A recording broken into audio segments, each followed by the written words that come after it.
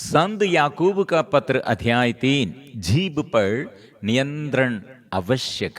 भाइयों, आप लोगों में बहुत लोग गुरु न बने, क्योंकि आप जानते हैं कि हम गुरुओं से अधिक कड़ाई से लेखा मांगा जाएगा।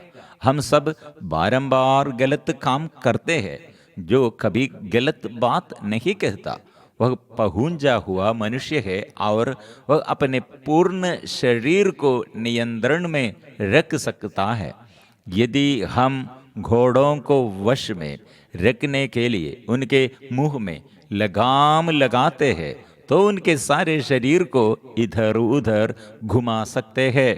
जहाज का उदाहरण लीजिए, वह कितना ही बड़ा क्यों ना हो और तेज हवा से भले ही बहाया जा रहा हो, तब भी वह कर्णधार की इच्छा के अनुसार एक छोटी सी पतवार से चलाया जाता है।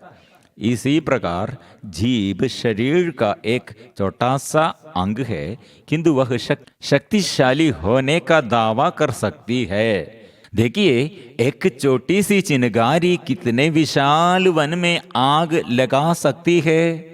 जीभ भी एक आग है जो हमारे अंगों के बीच हर प्रकार की बुराई का स्रोत है।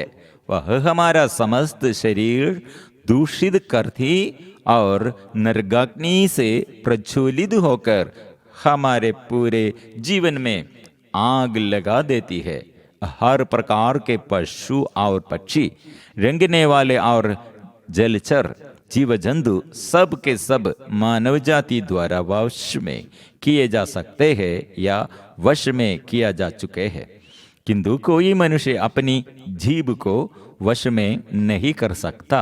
वह एक ऐसी बुराई है जो कभी शांत नहीं रहती और प्राणघातक विष से भरी हुई है।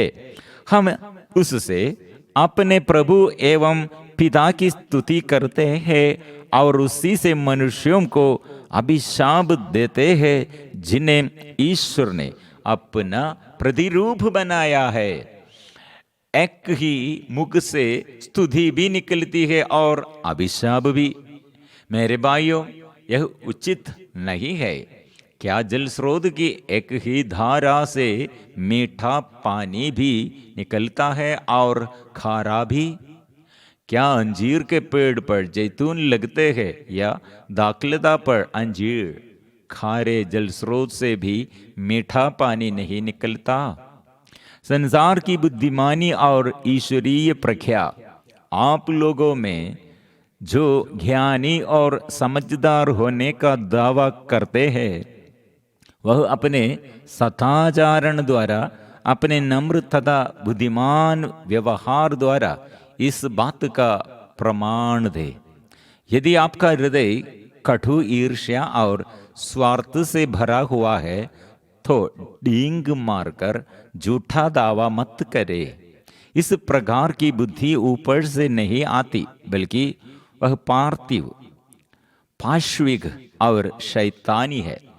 जहाँ ईर्ष्या और स्वार्थ है, वहाँ अशांति और हर तरह की बुराई पाई जाती है। किंतु ऊपर से आई हुई प्रज्ञा मुख्यतः पवित्र है और वह शांति प्रिय, सहनशील, विनम्र, करुणामय, परोपकारी, पक्षपातहीन और निष्कपट भी है। धार्मिकता शांति के क्षेत्र में बोई जाती है और शांति स्थापित करने वाले उसका फल प्राप्त करते हैं। संत याकूब का पत्र अध्याय 4। संसार का मित्र ईश्वर का शत्रु बन जाता है। आप लोगों में द्वेष और लड़ाई झगड़ा क्यों? क्या इसका कारण यह नहीं है कि आपकी वासनाएं आपके अंदर लड़ाई करती है? आप अपनी लालसा पूरी नहीं कर पाते और इसलिए हत्या करते हैं। आप जिस चीज के लिए ईर्ष्या करते हैं उसे नहीं पाते और इसलिए लड़ते झगड़ते हैं। आप प्रार्थना नहीं करते, इसलिए आप लोगों के पास कुछ नहीं होता। जब आप मांगते भी है तो इसलिए नहीं पाते कि अच्छी तरह प्रार्थना नहीं करते। आप अपनी वासनाओं की तृप्ति के लिए धन की प्रार्थना करते हैं।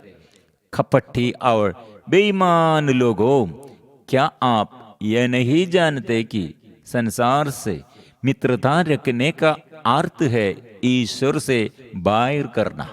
जो संसार का मित्र होना चाहता है और ईश्वर का शत्रु बन जाता है। क्या आप समझते हैं कि धर्म ग्रंथ अकारण कहता है कि ईश्वर ने जिस आत्मा का हम में समावेश किया वह उसको अपने लिए ही चाहता है, इसलिए वह हमें प्रचुर मात्रा में अनुग्रह देता है। जैसा कि धर्म ग्रंथ में लिखा है, ईश्वर घमंडियों का विरोध करता किंतु विनीतों को अनुग्रह प्रदान करता है।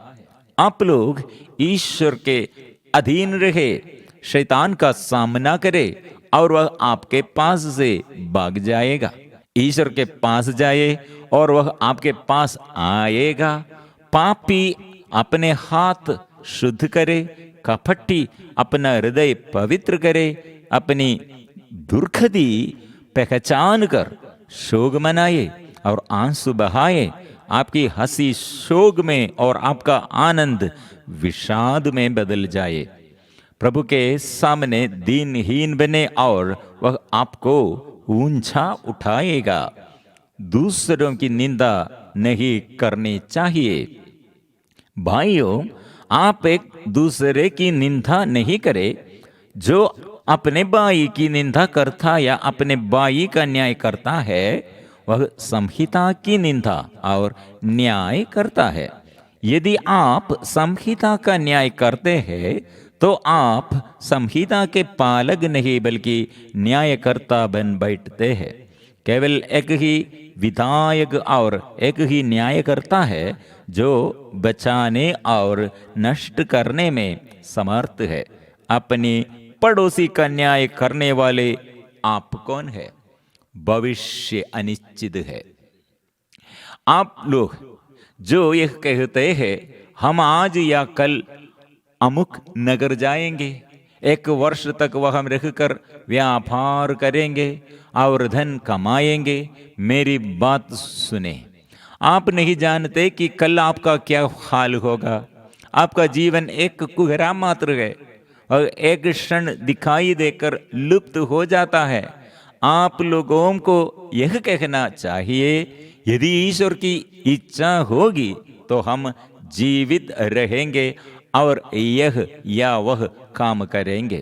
किंतु आप अपनी दृष्टता पर घमंड करते हैं। इस प्रकार का घमंड बुरा है। जो मनुष्य यह जानता है कि उसे क्या करना चाहिए किंतु नहीं करता, उसे पाप लगता है।